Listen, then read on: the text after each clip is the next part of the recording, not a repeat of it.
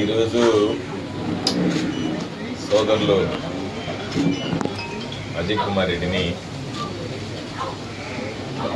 యోగక్షేమాలు అడిగి తెలుసుకోవాలనేటువంటి ఆలోచనతో మనుగోలు మండలంలో ఆయన నివాసానికి రావడం జరిగింది.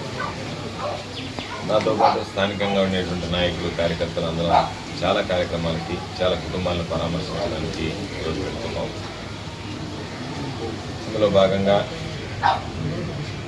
అజయ్ హైదరాబాద్లో వైద్యం చేసుకుని వచ్చిన తర్వాత ఒకసారి నేను హైదరాబాద్లో కలిశాను, మనుగోలులో కలిశాను. మళ్ళీ ఒకసారి పరామర్శించాలనేటువంటి ఆలోచనతో రావడం జరిగింది. మొట్టమొదటి నుంచి పార్టీకి సంబంధించినటువంటి విషయాలలో వైఎస్ఆర్ కాంగ్రెస్ పార్టీకి అండగా నిలిచినటువంటి అయితే ఈరోజు పరిస్థితులు ఒకసారి బేరీజ్ వేసుకుంటే కూటమి ప్రభుత్వం అధికారంలోకి వచ్చిన తర్వాత అన్ని వర్గాలకు సంబంధించినటువంటి వ్యక్తులు ఇబ్బందులు పడేటువంటి పరిస్థితి ఏర్పడింది. ఈరోజు రైతులు రోడ్డెక్కి అనేక రకాలైనటువంటి యూరియా కోసం ఈ రాష్ట్రంలో ఇబ్బందులు పడడం, జిల్లాలో పంట కోతకు వచ్చేటువంటి సమయంలో ఇప్పటి వరకు ధాన్యం కొనుగోలు కేంద్రాలని ఏర్పాటు చేయాలనేటువంటి ఆలోచన లేకపోవడం, అధికారులు ధాన్యం కొనుగోలు కేంద్రాలు ఏర్పాటు చేయండి అని చెప్పి ప్రభుత్వం నుంచి మాకేమీ సూచనలు రాలేదు అని చెప్పడం, ఇవన్నీ చూస్తే అసలు రైతుల పట్ల ఈ ప్రభుత్వానికి ఎంత చిత్తశుద్ధి ఉంది అనేటువంటిది అర్థమవుతుంది. రైతులకి యూరియా కొరత ఉంది అని చెప్పి మేము మాట్లాడడం కాదు, తెలుగుదేశం పార్టీకి అనుకూల మీడియా మొత్తం ఈరోజు రైతులు ఎక్కడికి పోయినా కూడా క్యూ కడుతున్నారు అని చెప్పి ప్రత్యేకంగా మాట్లాడేటువంటి పరిస్థితులు.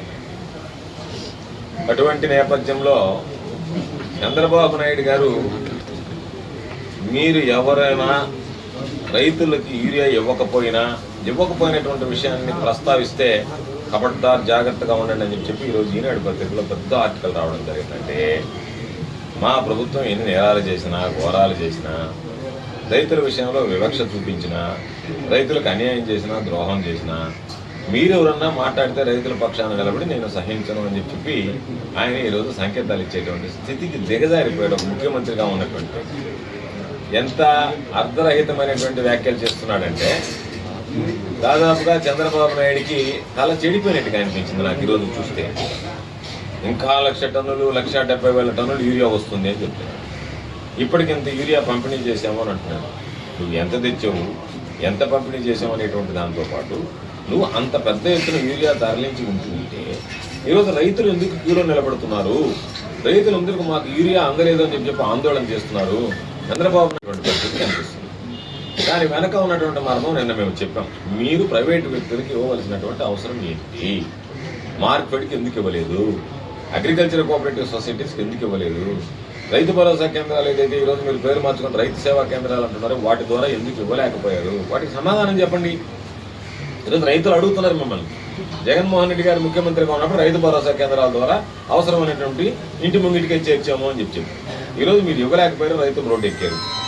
రైతులు రోడ్డు ఎక్కితే ఆ సమస్య పరిష్కరించాల్సినటువంటి మీరు ఆవేశపడి దాని గురించి మాట్లాడేటువంటి వాళ్ళు, ప్రస్తావించేటువంటి వాళ్ళని గురించి ఎవడు మాట్లాడినా, ఎవడు పోస్టింగ్లు పెట్టినా కూడా ముఖ్యమంత్రి చెప్పేటువంటి మాట, రైతుల విషయంలో ఎవరు పోస్టింగ్లు పెట్టినా నేను ఊరుకోనంటూ, ఊరుకునేదానికి ఊరుకోలేదంతా మాకేం సంబంధం, రైతుల పక్షాన్ని నిలబడతాం, పోరాడతాం. రేపు సెప్టెంబర్ 9వ తేదీ పిలుపునిచ్చాం.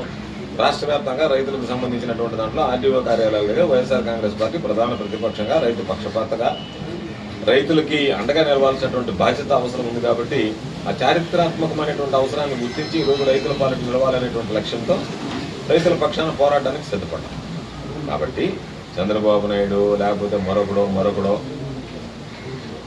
చెప్పేటువంటి ఉడత బెదిరింపులకు భయపడేటువంటి పిరికి వాళ్ళం ఎవరూ లేవు. ఎవరో చెప్పారు, అయ్యా సోమిరెడ్డి ప్రెస్ మీట్ అన్నారు, ఆవిడ తలమాసిన ఏదో అందరూ మాట్లాడేదానికి, ప్రెస్ మీట్లు పెట్టేదానికి, దానికి సంబంధించినటువంటి దాంట్లో స్పందించాల్సినటువంటి అవసరం లేదు. ఎందుకంటే వీళ్ళంతా మెహర్బానీల కోసం పైన ఉండేవాళ్ళకి. కానీ మేము అడిగేది మీరు మాట్లాడడం, వాళ్ళు మాట్లాడడం కాదు. రైతులకి ఈరోజు మీరు చిత్తశుద్ధితో పనిచేశారా, 1000 పదులు కొంటున్నారా, కొనకపోవడానికి కారణం ఏంటి?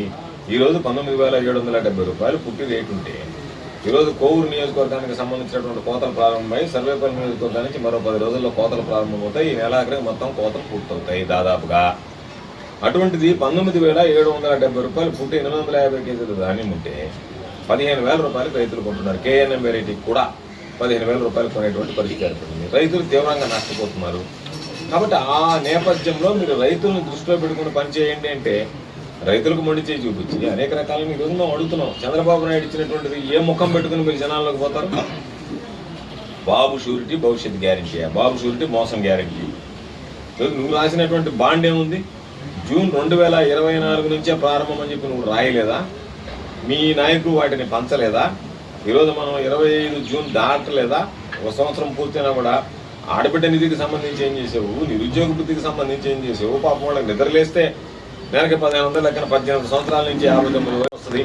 ప్రతి నెల 1,500 రూపాయలు ఇస్తాను. నువ్వు ఇచ్చావా? మోసం చేసావు, నిరుద్యోగులు మోసం చేసావు. కాబట్టి ఈరోజు నువ్వు అన్నదాత సుఖీభవ అని చెప్పి దాదాపుగా ఇప్పటికీ అధికారికంగా 7 లక్షల మందికి తగ్గించి ఇచ్చాడు. ఇంకెంతమంది అనధికారికంగా కోతలు వేసారో తెలియదు. 13,000 రూపాయలు ప్రతి బిడ్డకి ఇస్తాను తల్లిగా ఉన్నాను. కొంతమందికి 6,000, కొంతమంది 7,000 వేసావు, కొంతమందికి వేయలేదు.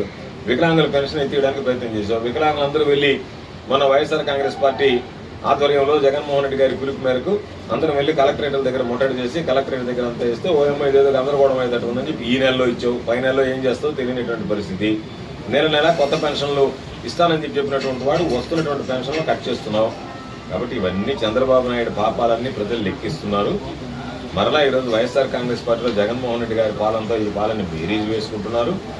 సర్వేపల్లి నియోజకవర్గానికి సంబంధించి ఎంత దారుణమైనటువంటి పరిస్థితులు అంటే ప్రజలకు సంబంధించినటువంటి ఆస్తులకి, ప్రాణాలకి, మాన ప్రాణాలకు కూడా విలువ లేకుండా పోయింది.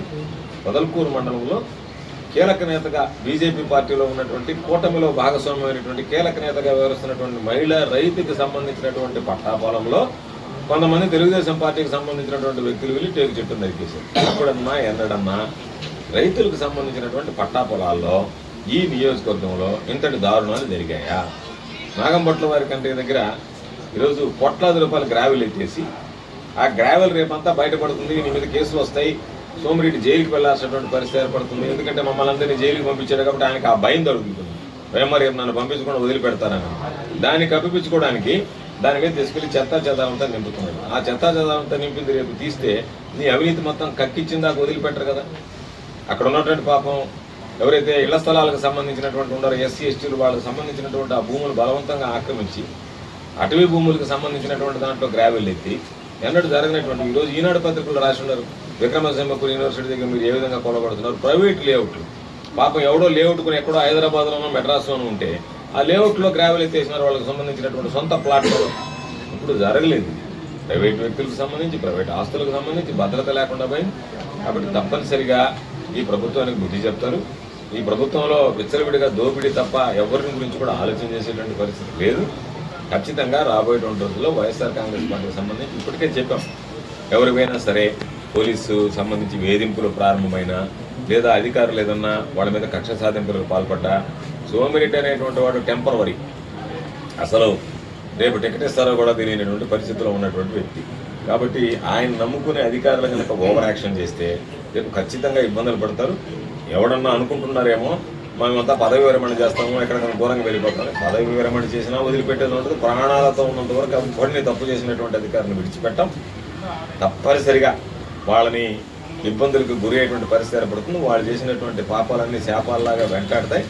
ఇప్పటికైనా బుద్ధి తెచ్చుకొని ఎవడో అవినీతి పరులు చెప్పేటువంటి మాటలు లేదా స్థానికంగా ఉండేటువంటి అవినీతి పరులు చెప్పేటువంటి మాటలు విని ఇబ్బంది పెట్టకుండా వైఎస్ఆర్ కాంగ్రెస్ పార్టీకి సంబంధించినటువంటి నాయకులు, కార్యకర్తలు, ఎందుకంటే ఒక సామెత ఉంది, ఆవు చేలో మేస్తే దూడ గట్టును మేస్తుందని ప్రమాణం చేసినటువంటి వ్యక్తి వైఎస్ఆర్ కాంగ్రెస్ పార్టీకి పనులు చేయొద్దు అని చెప్పి మాట్లాడు. అంత హీన సంస్కృతి బహుశా ఆంధ్ర రాష్ట్ర చరిత్రలో ఎప్పుడు చూడలేదు. ఒక ముఖ్యమంత్రి ఇచ్చినటువంటి ప్రకటన. కాబట్టి ఆ ప్రకటన చూసి కొంతమంది రెచ్చిపోతున్నారు. కాబట్టి అధికారులకు మరలా చెప్తున్నాం, మీ ఉద్యోగులు అనేటువంటి శాశ్వతం.